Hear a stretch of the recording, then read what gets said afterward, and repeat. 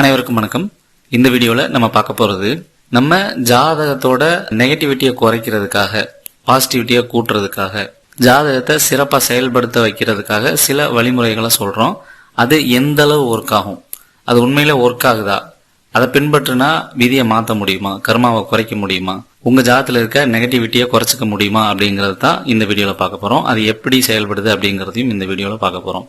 நம்ம சொல்ற முறைகள் எல்லாமே நிறைய கிரக அமைப்புகளுக்கு, மோசமான அமைப்புகளுக்கு, நீச்சத்துக்கு, வக்ரத்துக்கு, ராகு கேதுகளோட இணைஞ்ச கிரகங்களுக்கு, 6, 8, 12 இருந்ததுக்கு, அஷ்டமாதிபதி, பாதகாதிபதி, எவ்வளவு ஒரு மோசமான சுச்சுவேஷன்ல ஹாரோஸ்கோப் இருந்தாலும் அதுக்கு இப்படி பண்ணுங்க, இந்த குணத்தை வளர்த்துக்குங்க, இந்த ஆக்டிவிட்டி பண்ணுங்க, இந்த மாதிரி ஒரு திறமையை வளர்த்துக்குங்க, இந்த மாதிரி ஒரு விடுதலை உணர்வோடு இருங்க அப்படின்னு நிறைய ஆக்டிவிட்டிஸ் ஒவ்வொரு கிரகத்துக்கும் சொல்றோம். இப்படி பல வழிமுறைகள் அது இடத்துக்கு ஏற்ற மாதிரி, பாவகத்துக்கு ஏற்ற மாதிரி, அவங்களோட சுச்சுவேஷனுக்கு ஏற்ற மாதிரி நம்ம சஜஸ்ட் பண்றோம். இதெல்லாம் எப்படி சார் ஒர்க் ஆகுது, உண்மையிலே ஒர்க் ஆகுமா அப்படின்னா, நம்ம சொல்றது எல்லாமே மனமாற்றங்கள் தான். நம்ம மனசை, எண்ணங்களை, திங்கிங் முறைகளை, சிந்தனை முறைகளை சரியா மாத்துறதன் மூலயமா, அதை ரெகுலரா கொண்டு வர்றதன் மூலயமா நிச்சயமா ஜாதகம் மாற்றப்படும். அது அனுபவத்துல நான் உணர்ந்து மற்றவங்களுக்கு சஜஸ்ட் பண்ணி நிறைய பேருக்கு மாறி இருக்கு. இது எப்படி சார் சொல்றீங்க, அது எப்படி ஒர்க் ஆகுது அப்படின்னா, இப்போ நான் சொல்றதை விட்டுருங்க, நான் சொல்றதெல்லாம் நம்பாதீங்க. மற்ற ஜோதிடர்கள் எல்லாம் என்ன சொல்றாங்க, இப்ப எதுக்காக செவ்வாய் தோசை இருந்தா ஒரு 30 வயசுக்கு மேல கல்யாணம் பண்ணுங்க, பெரிய எஃபெக்ட் இருக்காது, பெருசா ஒர்க் ஆகாதுன்னு ஏன் சொல்றாங்க? ரொம்ப இளம் வயசா இருந்தா அந்த வேகம், எதிர்பார்ப்பு, அதை எதிர்ப்புணர்ச்சி, சண்டை போடுறது, எதிர்த்து பேசுறது எல்லாம் செய்ய தோணும். அதனால வீட்டுக்குள்ள சண்டை வரும், குடும்பத்துக்குள்ள சண்டை வரும், அப்ப பிரியறதுக்கான வாய்ப்பு இருக்கு. இதுவே ஒரு 30 வயசுக்கு மேல தாண்டிட்டாங்க, நிறைய சமூக அனுபவங்கள், நிறைய எக்ஸ்பீரியன்ஸ், ஏமாற்றம், உணர்ச்சி வசப்படுறது, இது மாதிரியான பொதுவான அனுபவம் வந்துருச்சு அப்படின்னா ஒரு பக்குவம் வரும். பக்குவம் வந்துட்டா செவ்வாய் தோஷம் வேலை செய்யாது, கோவப்படுறது குறைஞ்சிரும், அந்த வேகம் குறைஞ்சிரும்ன்ற அந்த ஒரு காரணத்துக்காக தான் செவ்வாய் தோஷம் அல்லது ராகு தோஷம் இருந்தா அல்லது தோஷமுடைய ஜாதகமா இருந்தா லேட்டா கல்யாணம் பண்ணுங்கன்னு சொல்றாங்க. அப்ப அதுவும் ஒரு மன மாற்றம் தானே. அதைத்தான் நான் பக்குவமான கனிவான குணத்தை வளர்த்துக்குங்கன்னு சொல்றது. நான் சொல்றதுக்கும் அதுக்கும் பெரிய வித்தியாசமே இல்லையே.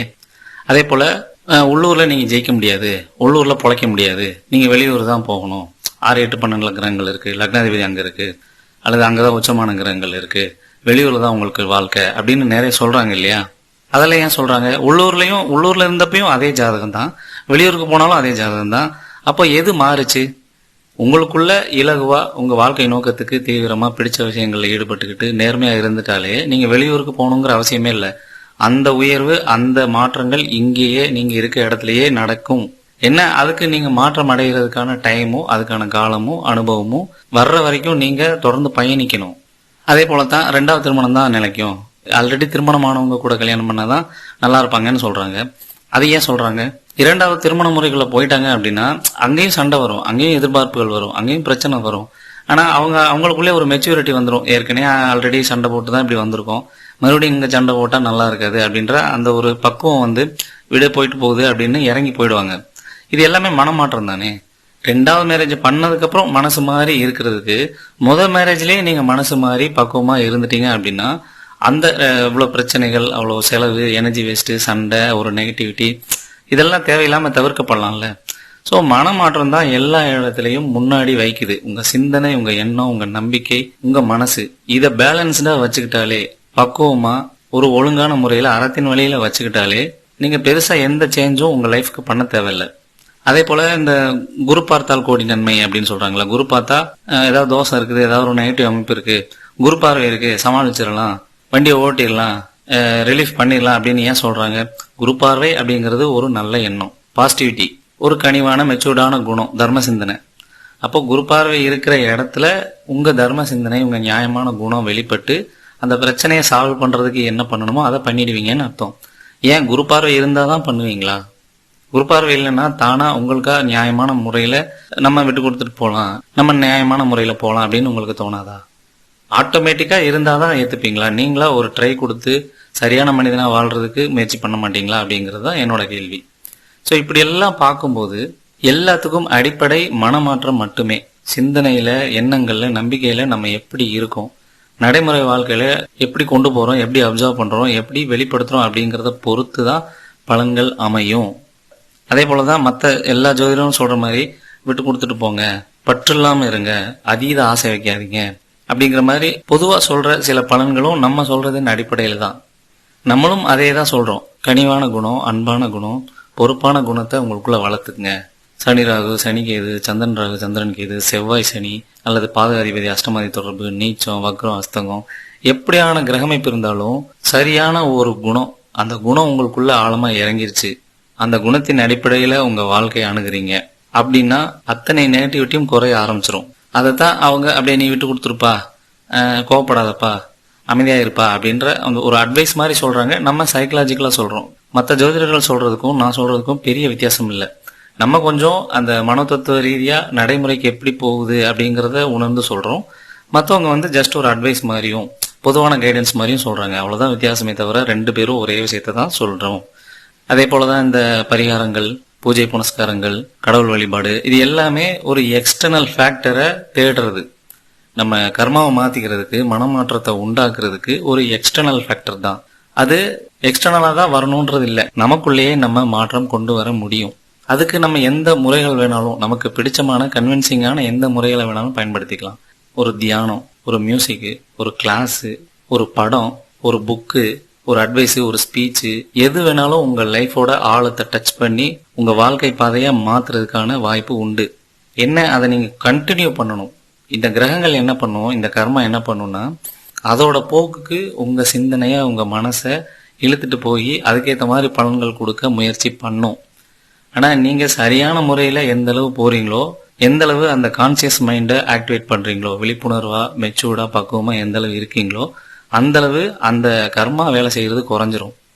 நீங்க கொஞ்சம் உணர்ச்சி வசப்பட்டாலோ, கொஞ்சம் பலகீனமா இருந்தாலோ, உணர்வுகளுக்கு ஆட்பட்டாலோ, புற சூழ்நிலைக்கு ஆட்பட்டாலோ அது மேலே ஏறி உட்காந்துக்கிறோம். கர்மாவும் ஜாதகமும் மேலே ஏறி உட்காந்துக்கிறோம். அதுதான் வேலை செய்யும். ஜாதகம், கர்மா அப்படிங்கிறது ஆட்டோமேட்டிக் மோடு, நம்ம விழிப்புணர்வு அப்படிங்கிறது மேனுவல் மோடு. நம்ம எந்த அளவு மேனுவல் மோட ஆக்டிவேட் பண்றோமோ அந்த அளவு நமக்கு கர்மா குறையும், நம்மளோட விதியை மாற்ற முடியும் அப்படிங்கிறதுல எந்த மாற்று கருத்தும் இல்லை. அப்படி உங்களுக்குள்ள மாற்றம் நிகழ்ந்து ஒரு சரியான நபரை நீங்க மாறணும் அப்படிங்கிறது தான் நம்மளோட விருப்பம். சில டீப்பான விஷயங்களை, சில உண்மையான விஷயங்களை நம்ம நேரடியா பல இடத்துல உணர்ந்திருக்கோம். அதோட உண்மை தன்மையை, அதனோட உன்னத தன்மையை நம்ம ஃபீல் பண்ணி பாக்குறப்போ இப்படி ஒரு அற்புதமா இருக்கு, இதை விட்டுட்டு ஏன் இப்படி ஒரு சிக்கலுக்குள்ள இருக்கிறாங்கன்னு தோணுனதுனாலதான் நம்ம மத்தவங்க சொல்ற மாதிரி எதுவுமே பலன்கள் மட்டும் சொல்றது இல்லை.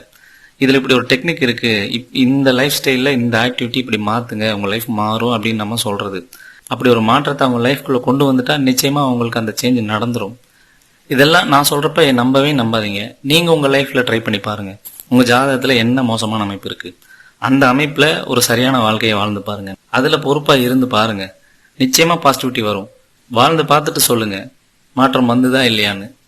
ஏன்னா வெறும் சொல்றதும் கேட்கறதும் பெரிய விஷயமே இல்லை, நடைமுறைக்கு கொண்டு வரணும்.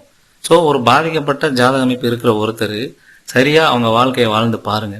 அந்த குறிப்பிட்ட வருடங்களுக்கு அப்புறம் சிறந்த பலன்கள் அந்த இடத்துல, அந்த பாவம் சார்ந்து, அந்த கிரகம் சார்ந்து பலன்கள் கிடைச்சே ஆகும். நம்ம ஒவ்வொரு கிரகத்துக்கும் ஒவ்வொரு டெக்னிக் சொல்லியிருக்கோம், ஒவ்வொரு பாவகத்துக்கும் ஒவ்வொரு அமைப்புக்குமே ஒவ்வொரு டெக்னிக் சொல்லுவோம். அது நம்ம கிட்ட ஜாதகம் பாக்குறவங்களுக்கு அவங்களோட பர்சனல் கைடன்ஸ்ல சொல்லுவோம். வக்ரம்னா இப்படி இருங்க, இந்த இடத்துல இப்படி ஆக்ட் ஆகுங்க, இந்த சிந்தனைகளை இப்படி மாத்திக்குங்க, இந்த குணத்தை வளர்த்துக்குங்க, இந்த ஸ்கில்லை வளர்த்துக்குங்க, உங்களோட ஹாரோஸ்கோப்போட போக்கு இப்படிதான் இருக்குது அப்படிங்கிற நிறைய எக்ஸ்பிளனேஷன் கொடுப்போம்.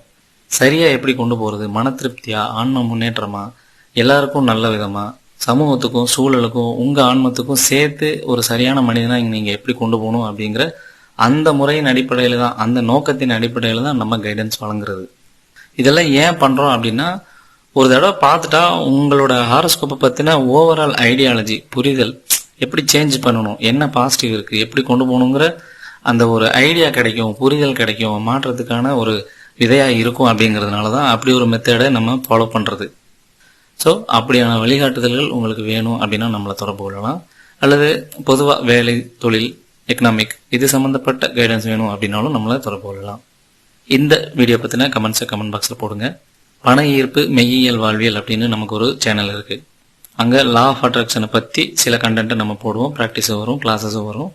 அந்த சேனலோட லிங்கை டிஸ்கிரிப்ஷன்ல தரேன், வேணும்னா அதையும் சப்ஸ்கிரைப் பண்ணிக்கங்க. அடுத்த வீடியோல சந்திக்கலாம். நன்றி.